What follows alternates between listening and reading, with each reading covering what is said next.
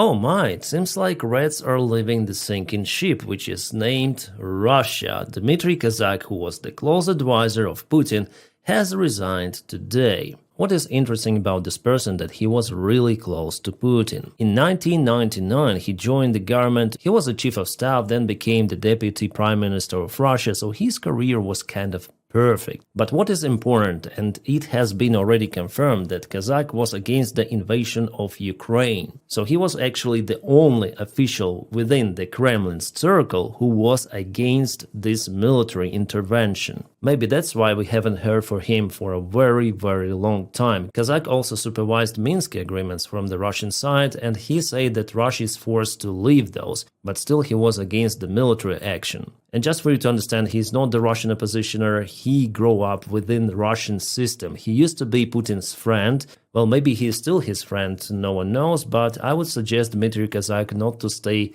close to the windows, because the information that he opposed the war in Ukraine appeared not long time ago, roughly 20 days, something like that. And next short period of time, he resigns. I think those two things are pretty much connected here. I think that Dmitry Kazak simply doesn't fit into the current Kremlin's military agenda with his mindset, yeah? I think he was asked to resign because this information went public about his personal opinion on war in Ukraine. Well, I think that he understands that war will not bring anything good for Russian Federation, that after all it's the dead end for Russia as the state. But Putin simply doesn't care, he sees his own existence connected to the war, so he will continue and he will dismiss everyone around who has different opinion. And you know what? It seems like Putin wants to even escalate, because military drills were finished the day before yesterday, but all of the military equipment, all of the soldiers are still out there in Belarus, and there are no any convoys coming back to Russia registered by OSINT Analytics. It means that Russia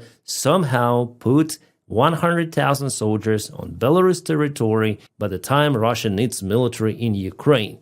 Exercises are over. Why do you keep them there? You may understand why, and we'll see in the coming days whether Russia may take them out from Belarus or not, but I'm already kind of concerned about that. Well, here I partially agree with Chancellor Merz. He said that forced peace in Ukraine will push Putin to look for the next target. Russia is currently trying to destabilize our free societies. A peace imposed without freedom will drive Putin to seek his next goal. Well, I personally think that Putin may continue some sort of the provocations or small attacks or hybrid war against NATO while conducting the military action in Ukraine. If we see that deploying 100,000 soldiers out there towards Belarus is not a problem for Russia even now, it means that Russia could potentially escalate. So I wouldn't connect it to Ukraine directly, but obviously if the war in Ukraine stops, freezes, Russia potentially might have lots of the new forces or old forces used in Ukraine for further military action against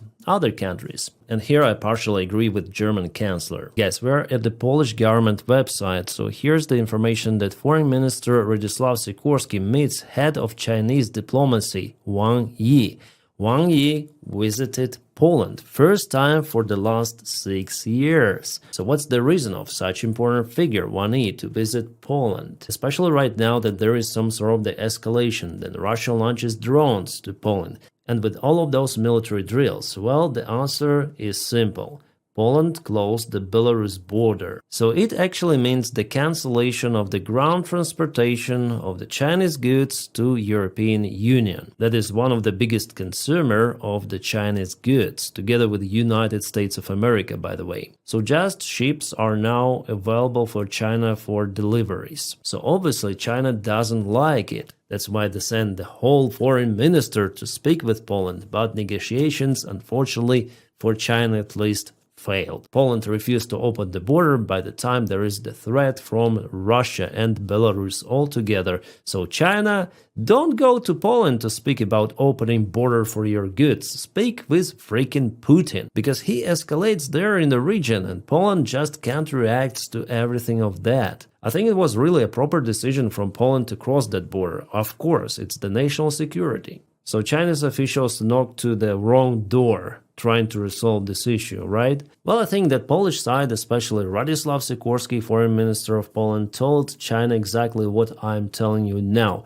act on Russia to de-escalate. Otherwise, the border is going to be closed for an unknown period of time. So actually this situation might be profitable for us because China needs European Union markets. And maybe it might lead to some of the de-escalation in the region, but still for this hour, Russian forces and Russian troops are being placed in Belarus. To some other news, Russia continued to equip their Shahed drones with the jet engines. Many of them were spotted recently in Ukraine. For the last 5 days, there were no massive Russian drone attacks on Ukraine, as Russia, for example, conducted on 10th and 11th of September, launching more than 800 of the air targets on Ukraine and, by the way, on Poland as well.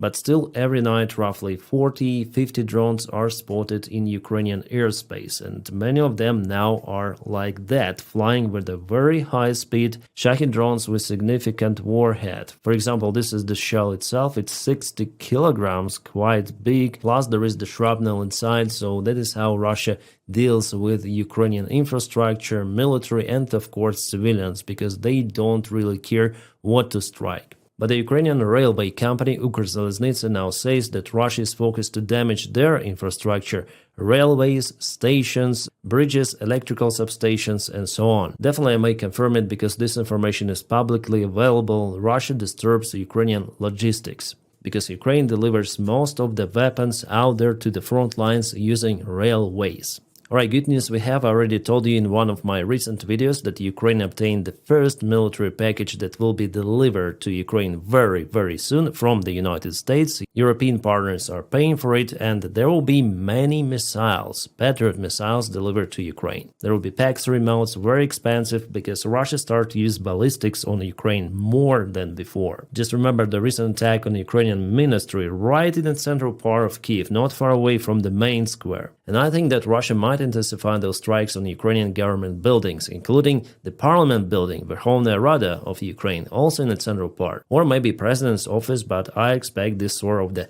escalation. So to conquer it, Ukraine needs more of the tools, ammunition for Patriot, which is absolutely great that Ukraine obtains that, but still it is uncomparable to what Ukraine obtained before under previous White House administration. About the Trump news, well, there are some for today, but not really relative to Ukraine. Trump is on his visit to United Kingdom, where he met King Charles, and I am very thankful for King because he rose the attention about Ukraine and the threat for democracy. Here I want to play the short clip for you, just 15 seconds.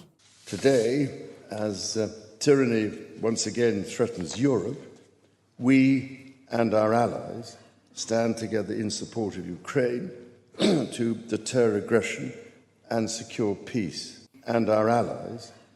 Yeah, allies. Come on, Donny, are you our ally or not? And after all, he just nods a little. He's forced to do it because, after all, it's King, and King Charles understands that clearly. Most of the European leaders, they understand it.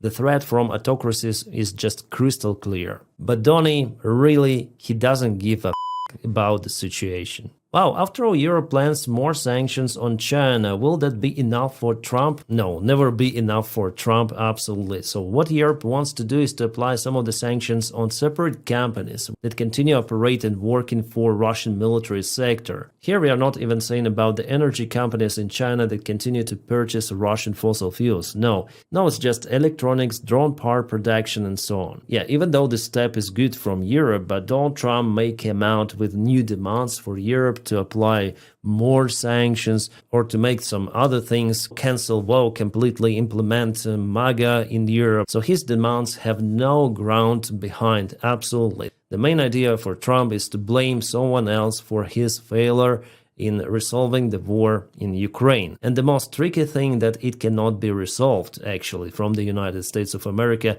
under any sort of the president, because only Putin may stop this war. Unfortunately, he started it and he should stop it. But we see he's not willing to stop. That's why Ukraine should obtain enough weapons for Putin to change his mind and at least cease fire. In the current situation, probably it's the way out for Ukraine, like no fighting, cease fire, and wait for Russian regime to collapse, because it will happen after all, like in a few years, for sure. My friends, please check out my channel for another videos. For example, today I filmed a detailed review about the situation on the front lines, and also there's some exclusive content for members of the channel and also for Patreon supporters. Guys, thank you so much for supporting me financially. The link for my Patreon is in the video description just below. You make my job possible. Thank you so much for it. You see, we have less integrations on this channel. It's all because of you, because you support me and I don't need to disturb my audience with those integrations, right? Actually, I have lots of the proposals to advertise something here, but I would rather spend time filming one more video for you guys or some exclusive content for my patrons than to put some of the integration. That's my new policy, let's say. And my friends, as always, I wish you all a peaceful sky wherever you are and have a great time.